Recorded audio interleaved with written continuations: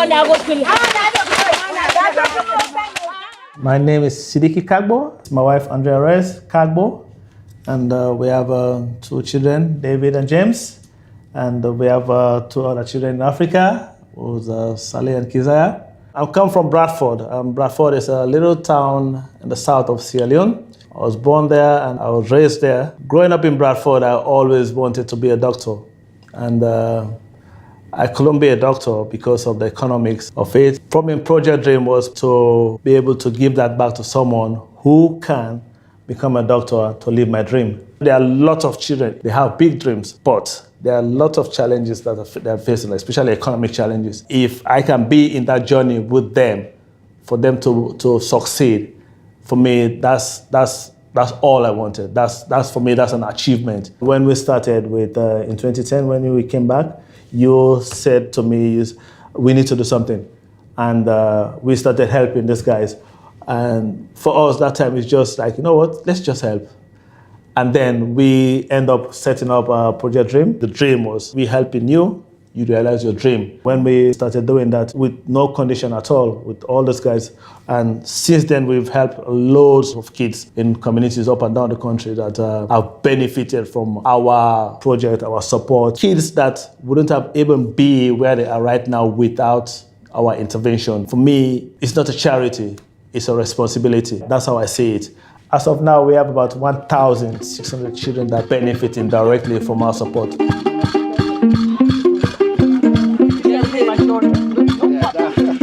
Salon. Why make place suffer? Because no like who sell no drinks, no drinks, no matter. No, we're not completed yet. We still got to continue doing it. Okay. We got to finish the school now, and we still have another projects to do. We want to do a hospital too. We have a lot of things we want to do. It's not going to finish. Maybe I'll die, but it's not going to finish. The school is just a bamboo, like a hut. Children sitting in that school on the floor. Most of those kids, they travel miles to get to that, like a little hut with nothing. When you see that, and I imagine myself sitting in that room, in that school, I said, no, if I cannot sit there, then I cannot let any of these kids sit in that classroom. So we started something about 18 months ago. Yeah. We did it. We built that school, which houses about 350 kids, for them to sit in a proper school, sit in the proper chairs with desks and everything, and a blackboard for that matter, and covered. Because before we built that school, during the rainy season, like sometimes in Africa it rains so heavy, it rains like for days. They can't sit in the classroom at all. And there was a story when I was even told that they're in the classroom and there's a snake just went in the classroom and everybody ran helter-skelter all over the place. When we were here, there was no secondary school at Bradford. We used to walk 8 miles to go to Rotifum water shoots and back. Thank God today we are blessed with a secondary school here. And it's a dream of the Project Dream to also add more voice to the secondary school so that school will be improved. 2 key components in any country's development. If your population is educated, if they're healthy, then you have a chance of making it in life. To take the children to school is make them to learn more. Yeah. Like somebody wants to be a doctor in Africa, let them see someone in the floor having feeds and things like that.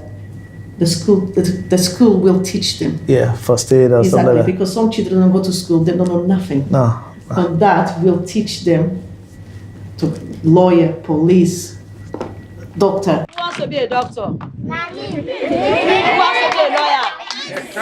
Who wants to be a politician? Who wants to be a teacher? It costs like £14 to send them to school for a year, those fees. This is a £14 that families cannot afford back home. Like when you sat in that room, that lady, she came and remember what she said to you? She cannot afford it because she have like 4 children. And the small money she have is to buy food. And I remember she saying, then only £14. Only £14 to take one child in Sierra Leone to go to school. We are helping them to do that. Now we take all her children to school. Yeah. So she just need to think about the food day by day, pay her rent, and we do the rest now with the children. We give them the books, we pay the fees for the year, and that is what we can help.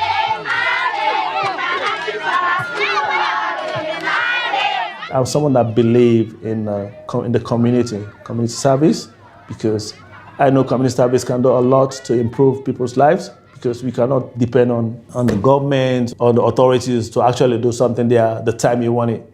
It's not feasible, especially in Africa. We've enhanced these people, that make a life a little bit better for them. The smile of the child when you do something for that child, the smile, you just don't want to give up. You just don't it's just sweet. Like we are addicted now to do all of this. See something else. Oh, this is good for Africa. You see something else. We always speak about something. This is good for Africa. But it's just a smile. I remember we ship boxes of clothes, Pampers for babies, wipes. It's people who give us. And when we open, and I remember in March when we are there, and I give that little girl that little shoes. It's like she won the lottery. Yes. And I'm going. And for me, it's like it's just shoes, and she's so happy, and she put a little pink shoes, and that smile. How are we going to give? You know that smile is priceless.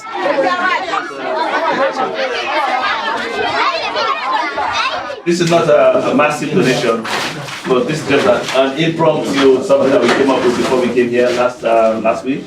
We decided to bring some gloves, some protective equipment, plasters, and other first aid kits to help here, because I know the challenges that you guys face here, and it's difficult, but we cannot do everything right now. But we just want to make sure anytime we're here, we do something for this place, because this is the pinnacle for this entire community. Without you here, it's a disaster.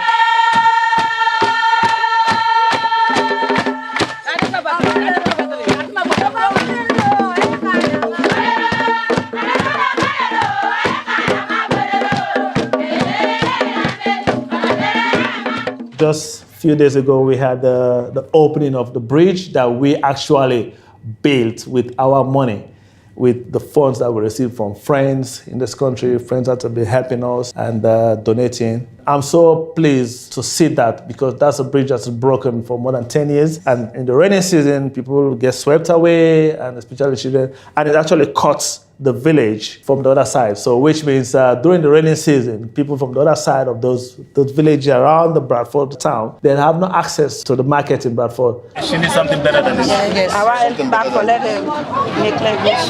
Okay. School again. You want to go to school? Okay. Well, we're gonna do our best to make sure we go to school, okay? And with a proper chair, because she needs a better chair.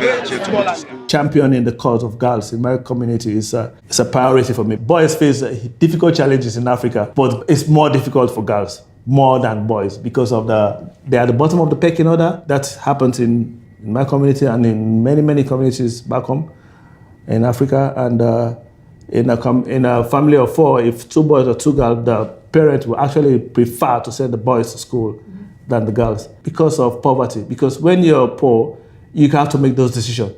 I'm very happy with this project, man. Really say thank you, plenty thank you. Waiting your plan for me, let go be more than that for me. They came to us and said thank you, and said because of you we are sitting at GCSE, because of you we are in school. People saying that to us. Thank you, Project Leap. Thank you for supporting our education. I couldn't believe it, and I just break down, because we all break down. Just break down, and the stories behind those girls. These are stories that maybe I couldn't do it, what these children have gone through. I tell them that thank you for what Papa will do for me. He done that. I don't suspect it. I don't see that for good 2 years. I don't go to school. So at the place of my bed, they got this project and will make me go to school. It's not just.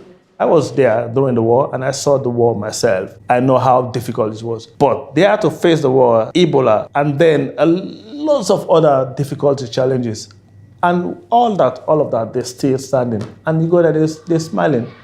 And for me, that's priceless. I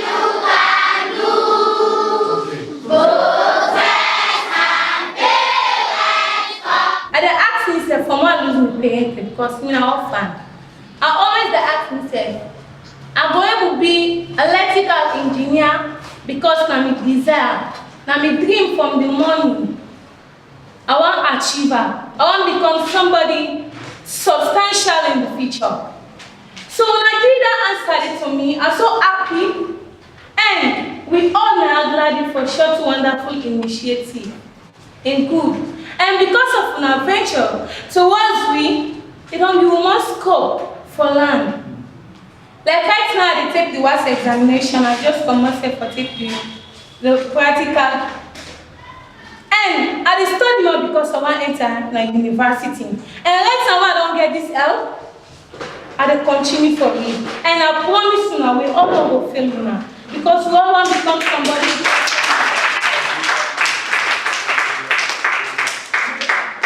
So, I will continue for telling you, thank you. And I hope you will continue for help me. I know you will continue for help me.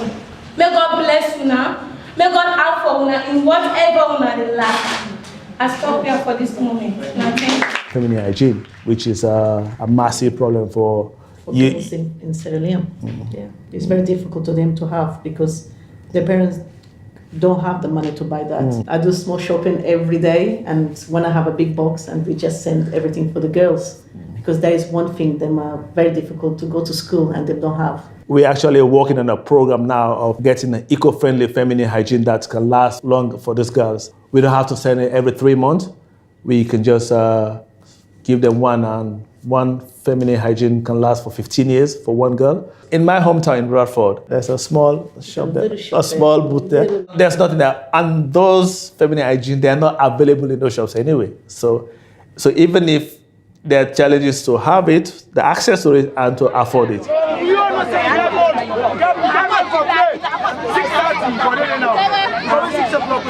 From all these thousands of kids that we're helping, you never ever know the kids that's gonna make it in life because you don't have that mirror, you don't have that to know who's gonna make it. You just help them because it could be those children that will save my life or my children's life in the future.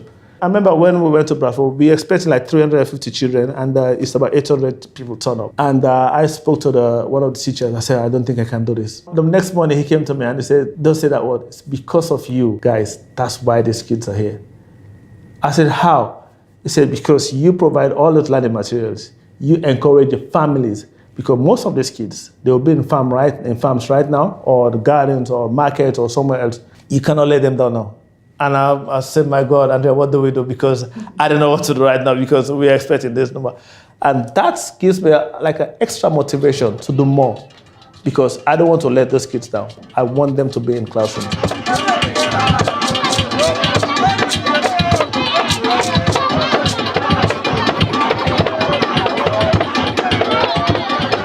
Growing up in Bradford, water was one of the things that we never had a break. We always want water, but there was never a break because every day is a struggle. When we went back, we wanted to take a shower, and the water that was brought to us is something that you cannot even imagine. Yes. That you can put that water even to wash your feet because it's so brown. People travel for miles to the nearest water hole, and that water hole is shared with everyone, with snakes, with wildlife. It's not even clean water though, but that's what they have, and people make do with that. Which is why we have so many waterborne diseases back home. You see children with bloated stomachs, because that's the only thing they have. And for me, seeing that, it breaks my heart. Our objective for 2018 is to make sure that we get those communities wells. They can access clean water within reach, and for them not to travel. Because most of the time, people that travel to get to that point to the water holes are women, and more likely children. Because I know for sure, there was a snake bite the other day that I was told about a girl that was bitten by a snake and she died on the way. Just £300 for a village to have a clean water, closed area, no animals touch that water. And that's why when we come back from Freetown, and I sit down with Siddiqui and I'm saying, I cannot say this because the water is not water. It's, no. I don't know how to explain the. It's like more. You need to see yourself the water that people drink and bath, cook. Yes, is unbelievable.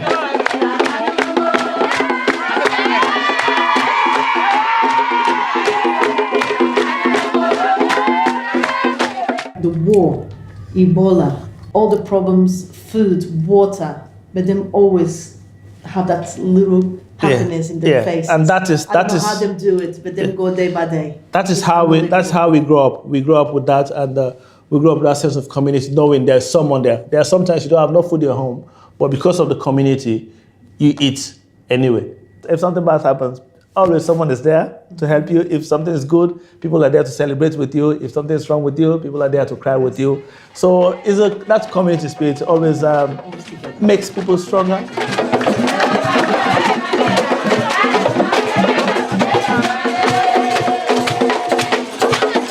Project Dream, in the next few years, I see it getting stronger, building the foundation, making it more stronger, because after this event in August, it's going to be registered, fully registered, to have a charity status in the UK. We are working on that program right now. And then we can increase on what we are actually doing right now. We can increase more. I just want to say thank you to everyone to help us all these years. I can call names. I'll be here all night. I have people like Richard Elders, who's, I'm calling the Iron Man. People like Ashraf, who's been there for us. He ran a marathon, actually, to help us. Billy, Richard, John Oakley, Sophie Martins, Megan King, Melissa, my Bank of America team, the ISS team, people like Daniela. You always there. Richard Johnston, you always asking me about how's Project Dream going. And because of you guys, we were able to help all these kids. We are able to build a school where the children can go and save them.